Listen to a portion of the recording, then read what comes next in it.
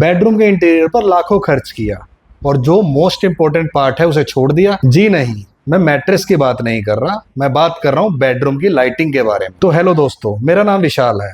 Saifi design की इस video में आपका स्वागत है। पूरे दिन काम करने के बाद जब आप अपने बेडरूम में जाते हैं तो आप एक रिलैक्सिंग एनवायरनमेंट की उम्मीद करते हैं। रिलैक्सिंग एनवायरनमेंट के लिए एक अच्छी लाइटिंग बहुत जरूरी है, पर कोई बेडरूम की अहमियत को नहीं समझता। जहां पर डेकोरेशन की बात करें तो एक ट्यूबलाइट लगा के सोचते हैं कि लाइटिंग हो गई, या फिर पैनल लाइट लगा के सोचते हैं कि पूरी लाइटिंग हो गई। तो ऐसा नहीं है, बेडरूम की लाइटिंग बहुत ज्यादा कॉम्प्लिकेटेड होती है। तो इस वीडियो में हम जानेंगे बेडरूम की लाइटिंग के बारे में। जैसे कि मैंने इंटीरियर लाइटिंग की बेसिक में बताया था कि इंटीरियर लाइटिंग में लेयर्स कितनी इंपॉर्टेंट होती है। अगर आपने वो वीडियो नहीं देखी है तो आई बटन पे क्लिक करके आप वो वीडियो देख सकते हैं। आपने कोई लग्जरी बेडरूम इंटीरियर अगर देखा हो तो उसको डेकोरेट करने के लिए लेयर्स का उपयोग किया जाता है। जैसे कि आपने देखा होगा, बेड और सोफे पे कुशन की लेयरिंग की जाती है। बेड के पीछे की जो दीवार होती है वो बाकी दीवारों से अलग होती है, तो इससे आपको लेयरिंग की इंपॉर्टेंस समझ में आ गई होगी। तो चलिए समझते हैं कि बेडरूम में लाइटिंग का यूज कैसे किया जाए। तो सबसे पहले बात करते हैं फॉल सीलिंग की। फॉल सीलिंग के डिजाइन से आप अपने बेडरूम के इंटीरियर और भी स्टाइलिश बना सकते हैं। आजकल काफी यूनिक डिजाइन अवेलेबल है, जैसे कोव सीलिंग, ट्रे सीलिंग और ड्रॉप सीलिंग। तो अब बात करते हैं फॉल सीलिंग में लाइटिंग का यूज कैसे करें। फॉल सीलिंग में दो पार्ट होते हैं। तो पहला है वॉल वॉशर और कोव्स, और दूसरा है रोशनी को बराबर से इल्यूमिनेट करना। वॉल वॉशर और कोव्स के लिए मार्केट में बहुत सारे ऑप्शंस अवेलेबल हैं, जैसे कि ट्यूबलाइट, एलईडी स्ट्रिप और प्रोफाइल लाइट्स। तो चलिए एक एक करके इसके बारे में बात करते हैं। पहला है ट्यूबलाइट। ट्यूबलाइट का यूज आजकल काफी कम हो गया है, क्योंकि इसके यूज में कई दिक्कतों का सामना करना पड़ता है। जैसे कि ट्यूबलाइट में एक फिक्स साइज होता है, जिसकी वजह से डार्क स्पॉट्स भी आ जाते हैं कई जगह। तो मान लो आपका एरिया 9 फीट 5 इंच का है और एक ट्यूबलाइट 4 फीट 2 इंच का मिलता है, तो इस तरह 1 फीट 5 इंच का हिस्सा डार्क हो जाएगा। और दूसरा ऑप्शन है एलईडी स्ट्रिप, जिसका सबसे ज्यादा यूज होता है, क्योंकि इसमें साइज का इशू नहीं होता है और एलईडी लाइट होने के कारण पावर भी काफी कम लेता है। इसमें भी एक इशू आता है कि स्ट्रिप अगर हम कहीं फिक्स करते हैं तो गर्म होने के कारण वो कभी कभी अपनी जगह छोड़ देता है, और जगह छोड़ने के कारण वो कहीं कहीं से मुड़ भी जाता है, जिससे कि ब्लैक स्पॉट्स भी बन जाते हैं। तो इसके लिए आप प्रोफाइल लाइट का यूज कर सकते हैं, जो कि एल्यूमिनियम और सिलिकॉन में अवेलेबल है, जिसके अंदर स्ट्रिप को यूज किया जाता है। अगर डिजाइन स्ट्रेट है तो आप प्रोफाइल में एल्यूमिनियम का यूज कर सकते हैं, और डिजाइन थोड़ा कॉम्प्लेक्स है तो आप सिलिकॉन का यूज कर सकते हैं। बाकी कुछ दिनों में हम प्रोफाइल की एक वीडियो भी प्लान कर रहे हैं, जो कि कुछ दिनों में आपको इसी चैनल पे मिल जाएगी। तो बात करते हैं बेडरूम की मेन लाइट के बारे में, यानी एम्बिएंट लाइट के बारे में। इसमें जो ज़्यादा यूज होता है वो कोव लाइट और पैनल लाइट्स हैं। पैनल लाइट एक फ्लैट सरफेस के जरिए लाइट्स को इवनली डिस्ट्रीब्यूट करती है, क्योंकि इसका फोकस एरिया 180 डिग्री होता है और इसकी ब्राइटनेस इसके सरफेस पे होती है। क्योंकि इसकी ब्राइटनेस सरफेस पे होती है तो कई बार ये आंखों को चुभता है, तो इसलिए ज्यादातर इंटीरियर डिजाइनर्स कम वॉट की लाइट को इवनली डिस्ट्रीब्यूट करते हैं, जो कि बेडरूम में एक सॉफ्ट और यूनिफॉर्म लाइटिंग इफेक्ट देती है। इसका स्लिम और स्लीक डिजाइन आपके बेडरूम को एक कंटेम्पररी लुक देता है, और फॉल सीलिंग के साथ ये इजीली इंटीग्रेट हो जाती है। इनकी लाइफ स्पैन लंबी होती है और मेंटेनेंस में मिनिमल होती है। इसको आप बिना किसी इंटीरियर डिजाइनर के भी यूज कर सकते हैं। और कोव लाइट एक फोकस्ड और ब्राइट लाइट प्रोवाइड करती है।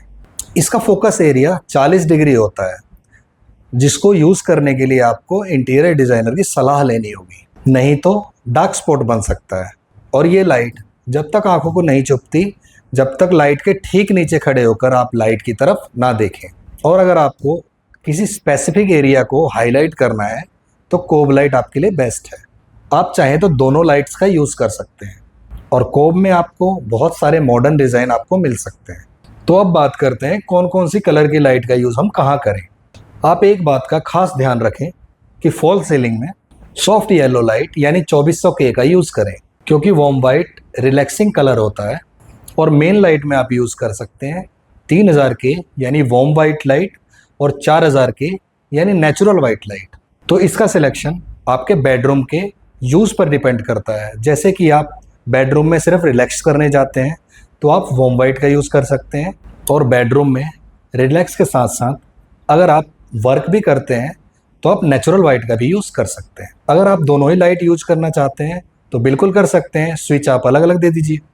तो इसके बाद वाली लेयर है आई लेवल लेयर। बेड के पास रखे जाने वाले लैंप, या जैसा कि मेरा फेवरेट है हैंगिंग वॉल लैंप। आमतौर पे जब साइड टेबल पे आप लैंप रखते हैं तो साइड टेबल की जगह कवर हो जाती है, इसीलिए वॉल हैंगिंग लैंप बेस्ट हो सकता है, जो रीडिंग के लिए परफेक्ट होते हैं और बेडरूम को एक कोजी लुक देते हैं। पेंडेंट लाइट जो कि सीलिंग से लटके हुए होते हैं, जो कि रूम को हाईलाइट करते हैं और स्पेसिफिक एरिया को इल्यूमिनेट करते हैं।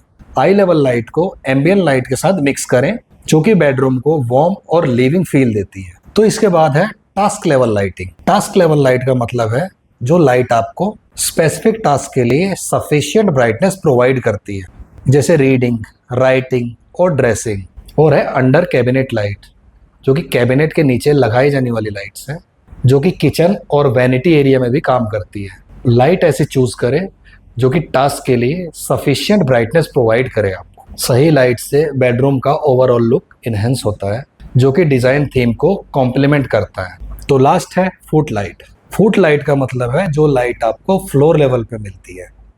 अंडर बेड लाइट, जो कि बेड के नीचे लगाई जाती है, जो रूम के ग्लो को इनहेंस करती है और मूवमेंट के लिए सेफ इन्वायरमेंट क्रिएट करती है।